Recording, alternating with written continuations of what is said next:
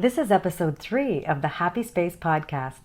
Today we're exploring why the silent treatment can be a good thing with the owners of Samantha James Hair Design.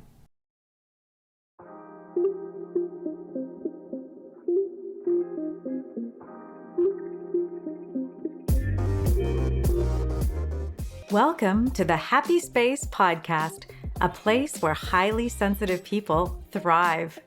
Not only will we learn how to better navigate life with our superpowers, we'll find ways to better manage the challenges too.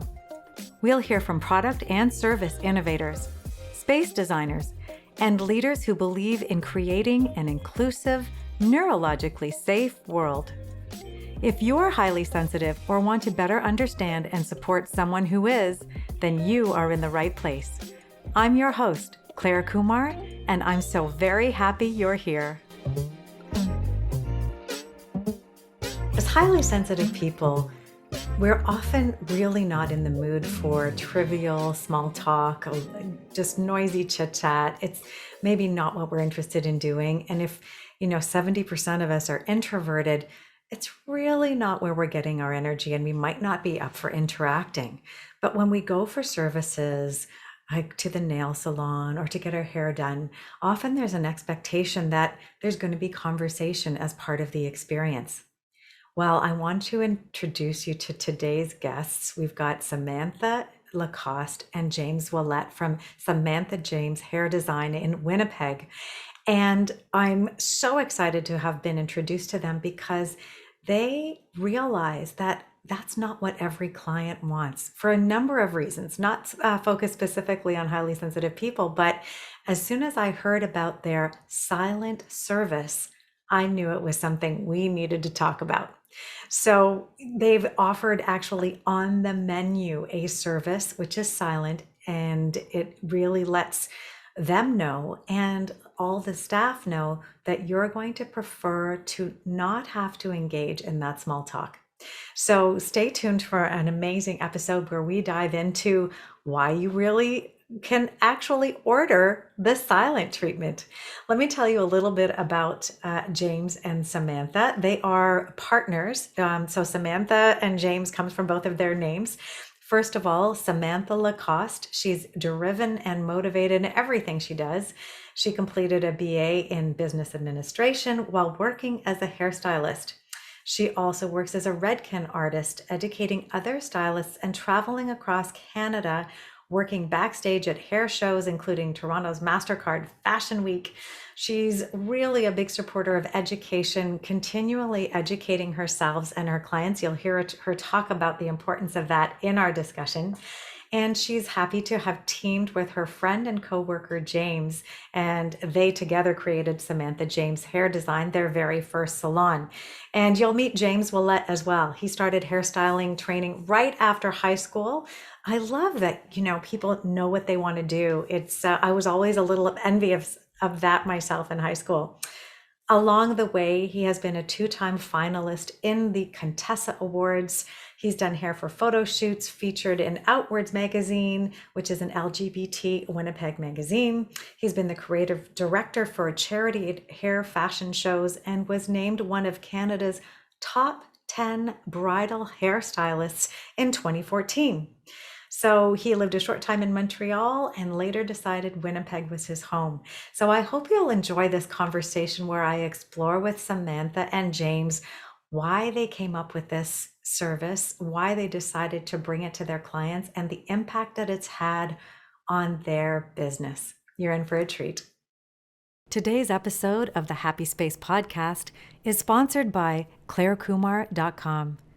Not only am I excited to spearhead the Happy Space movement, I love coaching busy professionals to achieve greater productivity and well-being.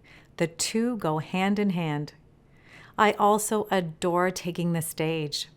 If you're looking for an interactive, engaging event to inspire and invite action, whether it be on successful work-life integration, sustainable performance, organization and productivity, or expanding inclusivity, please visit clarekumar.com and find out more. Oh, and if you haven't already joined the Happy Space Pod, it's our complimentary online community. You'll find it right at clairekumar.com/happy space. So, Samantha and James, thrilled to have you with me today. I want to dive right into what prompted you to create this service, this silent service in your hair salon. What drove you to this great decision? When we start? Yeah. So we've always kind of had the core values of being a very inclusive and safe space. And so Samantha actually went to London one day, England, for some training, and she took a great course by another salon, and they actually had this service, and it was called a silent service. So when she came back, she was very excited. She goes, "Oh my God, they have this thing. And I think it's something that we really need to implement." And so once we got to chatting and really like dissecting what it was, and we just said, yes, like we need to have this a part of our business because it just falls right into what we're about. So Yeah. And I think with that, like it's a no-brainer type of thing, right? It's so easy to implement. It doesn't cost you anything. It was just another aspect that we could add into the inclusivity of our space. So take me back to that salon experience that you had in the UK. And in Canada, we always have to qualify which London we're talking about, right? So London, UK, you were over there for a course. And help our listeners understand, what is this silent service? What is it that you fell in love with in the concept? Tell us a little bit about it so we understand what it is you've actually implemented. Yeah. So, I mean, the salon that I went to was so unique, but essentially what this service is it is a service where you are free of the small chit chat. And so you don't have the pressure of talking during your service. And I know personally, when I go to a massage, sometimes I don't like to talk, and there might be a massage therapist that is chatting away. And it's that time where you just want to unwind and just relax and not have to think about anything. And that is something that we could bring into the salon space. With that, I know there's been times as a stylist where you think like, oh, does that client want to talk? Do they not want to talk? You're kind of just. Sometimes I don't want to talk, and then you feel you need to, right? Just to kind of fill the silence. Yeah. So you're always kind of like wondering, does that client want to talk? So you try to ask them a couple questions, and then you're just not sure, right? So this kind of just took away the aspect of the pressure of talking, right? Or the awkwardness of asking them if they don't want to talk. So with that, it's a service that is free of small chat. So it's, you're not, it takes away like the judgment. It's something you can ask for. So it's like, it's on our service menu. So you don't have to like ask awkwardly, be like, can you not talk to me? Because there's no polite way to really say that. I think like no matter how you phrase it, I think it always kind of sounds rude to be like, can you not talk to me? Right? Like, please. Right. Like, it's really, it's a tough thing to bring up, for whatever reason you might have behind it. So this way it just removes all judgment. It's just something you could book. Oh my God, I was going to add on to what you were saying and I lost my thought. Yeah, no. Sorry. Well, it's on the menu. I love the concept. Yeah. It's on the menu. And just connecting it to our highly sensitive listeners out there, or introverts, or anybody who's been a little bit overwhelmed, as many of us have been, it gives this opportunity to have a peaceful moment. And there's not many peaceful moments in our existence these days. And I like that, because for highly sensitive people, for sure, we like deep and meaningful conversation. And that can emerge over time. I know I've had the same hairstylist for, I'm going to say 14 years straight now. I love her to bits. It can be super intimidating, right? So, well, it can take time to build, right? The relationship. And at first, you don't want that pressure. Or you might be, oh my gosh, I'm really going for the conversation and the support by now. But even after 14 years, you know what? We have an ease of rapport with us. We can kind of see if one of us feels more chatty than the other and not, right? So, but at the beginning, especially, what a great way to put that as a environment, as an offer, without having any awkwardness about it. It's an invitation. Yeah, and I was gonna say too, like it lets the client control the conversation and the level of conversation they want to have, because we'll still do, like, part of our job too is to like talk about hair and what we're doing. Obviously, we're not just gonna like be completely mute and like just chop your hair into a bob, like without asking Here's a first. bowl. See you later. Yeah, Right? but at least this way, then if they decide to talk, they're welcome to it. So like it's just, but now we know the starting level, and then they can build upon that as much as they feel comfortable. So we're still going to do our jobs and be professional and like talk about hair and like if there's products and stuff, obviously, but it'll just be about hair until you're ready to open the door to more conversation. Yeah. I think that's the thing of it, is it's not just for those who have sensory sensitivities. It's for those who are somebody who works a really high demanding job. It can be somebody who struggles with migraines. It could be a new mom who just needs like some quiet time, right? It's literally for anybody who just wants to just close their eyes and enjoy their service and relax, right? And unwind. And that's kind of where we add into the service, in the explanation of the service, is that, we're still going to have the chatter around the salon. There still will be people who are talking, just so you are aware. You'll still hear the blow dryers, all that kind of stuff. But this is a time for you just to relax and not feel that pressure of talking with your stylist. Just a time to enjoy the silence between you and your stylist. And that's the kind of the unique thing with it too, is that we have had a lot of people book this service, but a lot of them still like to talk during their service. So it's funny, when we were starting it, not really knowing like what this whole service was, and we're still kind of like exploring it. And we'd have a client come in, they had booked the silent service, and they start talking. You're like, should I talk back?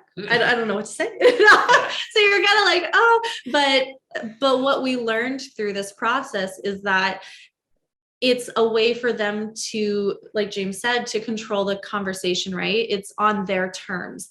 So if they want to talk, they can. If they don't want to talk, they don't have to. It's really up to them, so that they have that control over it. Because sometimes people feel this like pressure to talk about, how was your day? Are you going on any trips? Are you doing this and that? So you don't have to have that pressure with that, and you can just do what you like. And even for like repeat clients too, so who knows what's going on in their life? They may have suffered a loss, or like are really stressed at work, and they might need time. And you've known your stylist for 14 years, but who knows, you can go in one day and say you could have had a really bad day and you just need time to sit. And so this way you could book something like that, and then she knows, okay, she needs some time to herself today. So as much as it's for new people coming in, even like repeat clients, it gives them the option of like, oh, I don't need to like get into everything, like it's kind of weird. I've had quite a few clients over COVID that they've gone through like some really big divorces of like 30+ year relationships, and some are willing to talk about it and some aren't. And I could, I know them well enough to tell not to dive into it with some of them, but I think this is a nice option for people to say like, I'm going through some stuff, I don't want to talk about it, I'm just here to kind of like be for a minute, right? So that's exactly what was coming up for me. It's an invitation to be instead of be responsive. And we're having to respond to so much throughout the day. Where are the invitations to be? It's a real mindful opportunity and a gracious invitation that you've made. I love how you've learned through the process that people come in and some of them still choose to talk. So in the menu, when you talk about offering this, do you deal with that at all? Do you talk about this client control that we're still going to talk to you if you want to talk, but it's really up to you? Do you address that at all, or do you just let it naturally evolve the way the client wants? I think at first we didn't, because we were still learning, but now we kind of just remind them that like, it's not that we're not going to talk to you and we're going to ignore it. Like, we're not ignoring you. It's just that, but that even if they book the silent service and on that day something happened and they're super chatty, that's okay, right? Yeah, So, no, yeah. and it's funny too, because sometimes clients will start to talk to each other. And like that's one thing with COVID, it's been a little different now, obviously, with because we have barriers and stuff, so it's a little more difficult. But I remember there was like, I think there was two people that had a silent service, and then by the end of the service, they were like chatting up and like talking to each other the whole time, and you're just like, but then I think it was just because they both felt comfortable or whatever the case, you know. So it's just kind of funny how it happens sometimes that, Yeah. you know, even just I think they feel comfortable knowing that they don't have to, but then in that sense of like ease, they open up more. You've created a psychologically safe space. Yeah. So if then people are more at ease, there's probably more natural connection that's going to come out of it. Because it's interesting. We look at open concept offices, for example, and the thought was, well, people are going to be bumping into each other and talking. And in fact, it shut down the number of interactions people were having because we feel too exposed. So it's interesting what the psychological safety and the neurological safety ends up doing for the individual. So what impact would you say it's had on either specific clients or on your business as a whole? Can you talk to that a little bit? Yeah, I think that it's had a lot of recognition throughout the city. And I start to see more and more salons start to pick it up, and whether they have it on their menu or it's just something that they kind of talk with their clients saying, would you like a silent service today or not? So I think that it's becoming a lot more recognized, and especially with a lot more talk about mental health, and that conversation is becoming so much more prevalent that these little things are really starting to come up. So I think that for us as a salon, it's become, it's changed the way that people view services. It's changed the way that people book services. Just knowing that there is that option, it creates just more of a safe space. And that's really what it is. So with no explanation required. Yeah. Right? It's just like this is, well, it's normalizing that somebody might want to have a peaceful experience. Yeah. Mm-hmm. Wow. And that's really shocking. what it is. Exactly. And this is what this podcast is about to a large degree. It's to inspire businesses to say, wait, how can I design and create services and products and spaces with sensitivity in mind? And I remember we talked before this interview just to prepare for it. And Samantha, you said, I think you had a reflection on your own desire or need for something like this, that, oh, you would like to be able to have this option. Mm-hmm. Yeah. And that kind of goes back to like my experience being in a massage studio. And it makes a difference just not having to have that pressure of talking. And I know that I have had certain instances where there's somebody talking to me during a service, and even actually there's a lot of times I go to a nail salon too, and they start talking to me, and we're face to face, so it's a little bit easier to do so, but I'm just like, I talk to people all day long.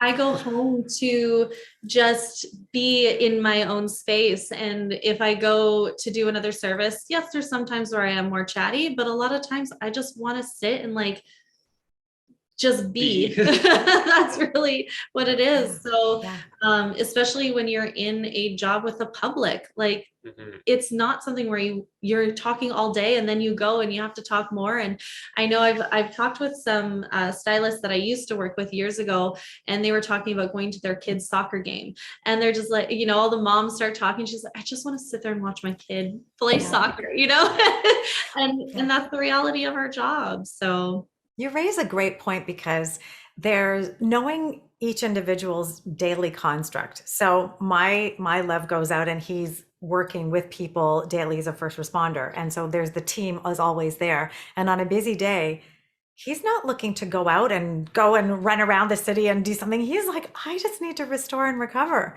And for me, I work at home by myself largely. This is like a highlight of my day, talking to you today, right? And I'm like, let's talk, let's go do something. So understanding where people are, especially in what you do, and being open to dancing with them in a way they're looking to interact. I just think it's such a rich gift. And I want that to be something that more people are conscious of. So you mentioned you think you were the first salon to bring it to Canada? Yeah. That we know of. That we know of. Yeah. Yeah, I mean, yeah, the extensive Yeah. nationwide search or anything, but yeah. But in Winnipeg, this is we're talking to you based in Winnipeg, and you said you've got the sense it's spreading too. Yeah, Mhm. when we first had heard about it from this salon, I started Googling as much as I could of silent services within Winnipeg or within Canada, and I couldn't find any salons that had it on their menu. So whether they were doing it in their salon just as a, face-to-face, saying, would you like this to be a silent service? I don't know, but nobody had it on their menu as an option. And I think that that is something that makes it so much easier for people to be able to choose that option. And again, it's a conversation that's being had, right? Like people know that they can come to our space and that we offer that. So I think it's so important to have it on your menu as an option so people know, because we have had people come into our salon, new clients who came to us because we had this service, because they have never gone to a salon before, because they have so much anxiety about coming in and having the pressure of talking. And we don't know, if you're not somebody who struggles with mental health or somebody who struggles with or is more of an introvert, you don't understand, you can't empathize with that, right? Because you don't understand what those people are going through. So to have the options for people to do that is so, so important. So going back to, yes, I think we were the first people in Canada to be able to offer it. And now seeing the conversation being had more, we are noticing a few more salons being offering this service. And I think to any salon out there who is thinking about doing it, that, or any business really, that it is so easy to implement. Yeah. And it doesn't cost you anything. It doesn't cost anything. It's just you add an extra line on your website saying that you offer it. And that's, I mean, tell us a little bit more about the implementation, because I think this is a super powerful point. Number one, it's not costing you. You've put it explicitly on the menu, but you mentioned earlier to me that training the employees to understand what's involved here and the learning as you go. Share a little bit more about that journey. Yeah. So, for implementing it was, you really want to have a deep conversation with your staff and say, like, this isn't just you really can't think of it as like, I'm here to make money through these people. Like, that's not what it's about. It's about making sure, creating a safe space for people. So it's not just saying, yeah, we offer this and I'm just not going to talk to you. It's like, no, we have this option for you because we understand that you suffer from either some social anxiety or migraines or any kind of neuro sensitivity. Like it's about understanding people, not just saying like, yes, we offer this, right? So we really had a deep conversation with our staff, educating right? About, and ask them too, like what they thought, if there's something, because we do have some staff members with anxiety, and I think anxiety, a lot of some anxiety issues. I know I have developed some. I know we kind of talked about this before, how we're like, oh, okay, that's what that is, right? Right. And anxiety has grown, and especially I think in the younger population, where texting is the mode of choice, picking up the phone and even having conversation is like way, like, who does that anymore, right? So using our words and voices is foreign in a lot of cases. Yeah, and I think for a lot of people that's, it's practice. Like I know when I got into this career, I had to teach myself how to talk to people, because I'm not, as much as I like going dancing, that kind of thing, like I am kind of an introvert at home, and like I'm a little more private. So for me to just start a conversation with a stranger, it is kind of like I have to like talk myself into it. So, it takes a lot to do that. But now with this, I think people are realizing that like, okay, it's okay not to like open up entirely to everyone, and I can be like a little, like.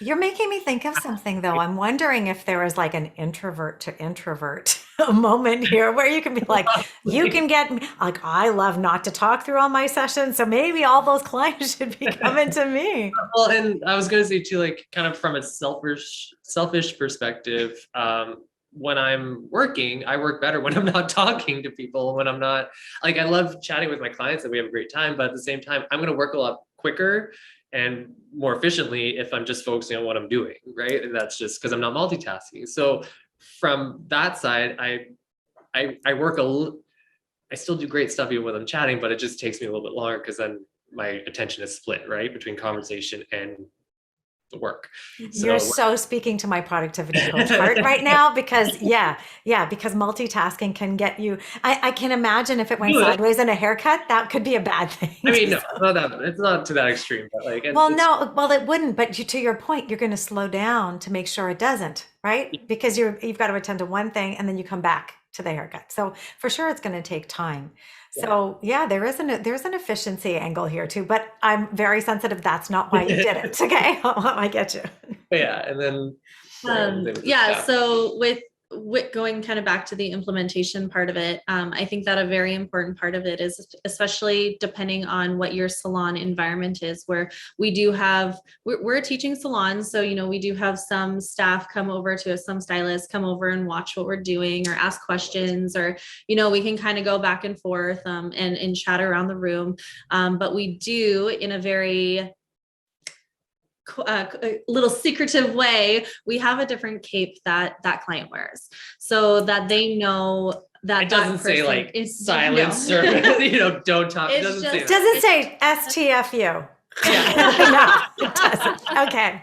Well, at first I wanted to put like shh on it or something, but no, we just have a different colored cape. Color, yeah. Not the monkey with their ears covered. It's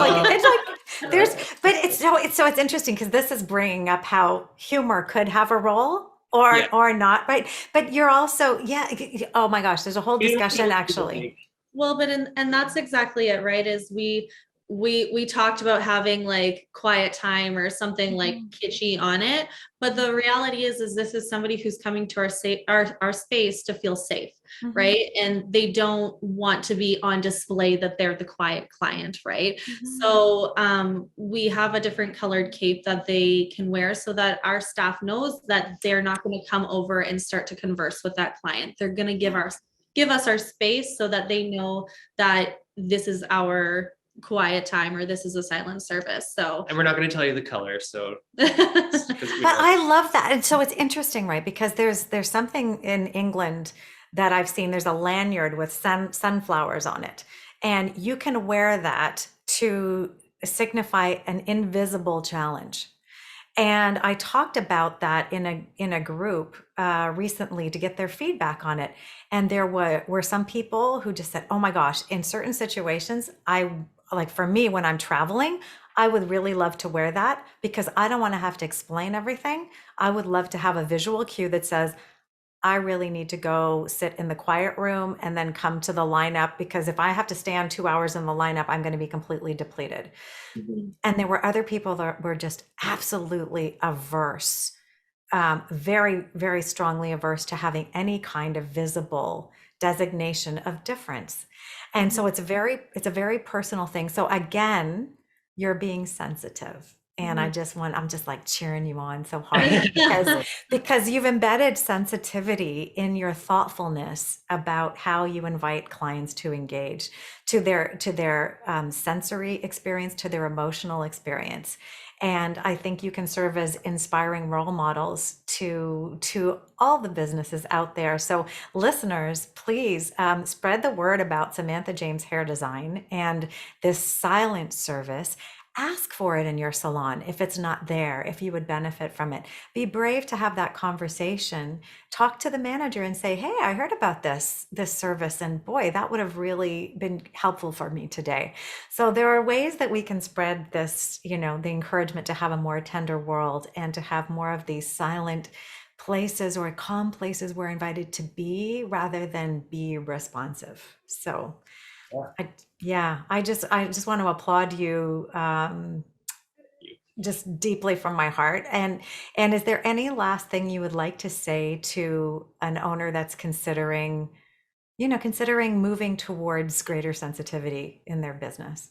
Yeah, I think that we were kind of having this conversation earlier, is that with any type of new service or new offering that you have within your space is really just educate yourself on it. Because if we don't educate ourselves on it, we don't know the full extent of it, and we might make mistakes. Mistakes are okay to make, but if we have a deeper understanding of these things, we can offer it in a better, in a more efficient or different way. So I think that no matter what you are doing within your space is just really educate yourself first so that you know the reason behind why you are doing what you're doing. And that's really the important part of it. It's not about making money. It's not about, I mean, making money is great, but it's about really understanding the why behind what you're doing. Money comes, right? Like it's if you're willing to put yourself out there and do something different and, you know, be part of the solution, then you'll be rewarded in the end in many ways, right? So, and I think for people wondering how to implement it, you just have to do it. You know, like you just got to say, okay, and ask your clients, ask your patrons, ask your staff, like, hey, is this something we need in our space? Is this something that, you know, would make us work better and be better in our environment, right? That's what it's about. So I think our long-term goal is to actually have a private area. So like right now we're a smaller space, so it is all open, but you know, eventually we would like to just have like a separate suite for people that with sensory sensitivities. Thank you. So then, well, you also mentioned full quiet space, you know, and there's no public. Sorry, yes. No, but you also mentioned cultural preferences too sometimes, Yes, right? yeah. So that's another one. I mean, there's so many reasons for having sensitive treatment, whether it's a genetic, a temporary situation, or perhaps a cultural comfort to having greater privacy. And also you mentioned, you know, people going through treatments or having hair issues, hair thinning, hair loss. Like there's so much that's tied a really up in conversation. So like, you know, it's tough to talk about, and I know, so like right now it is something we are going to be offering soon, but you know, we're trying to book them in like when we're kind of closed, not actually, but just like when there's fewer people in the salon, just so that they can feel more comfortable and talking openly about it, right? Because it can be a very touchy subject for a lot of people. So yeah, our hair is a big part of our identity. I know I spent a couple more minutes on mine today knowing I was going to be talking to you. So. Great. I love it. So Samantha and James, I just want to thank you once again for joining me and being an inspiration to other businesses. I want to follow your journey. In the show notes, we'll have exactly how you can find out more about Samantha James Hair Design and see what they're doing and get some ideas for what you might want in your service interactions out there. And if you're a business owner listening, think about what you could do. Yeah. Well, thanks again. Yeah. Oh, it's awesome to see both of you. Thanks so much. Thank you. Thank you. Thank you so much for listening. You can find all of the Happy Space podcast episodes over at happyspacepod.com. That is also where you'll find a link to our online community. Please leave a review over at Apple Podcasts, Spotify, or wherever you tune in. And if you liked what you heard, please share. After all, doesn't everyone deserve a happy space?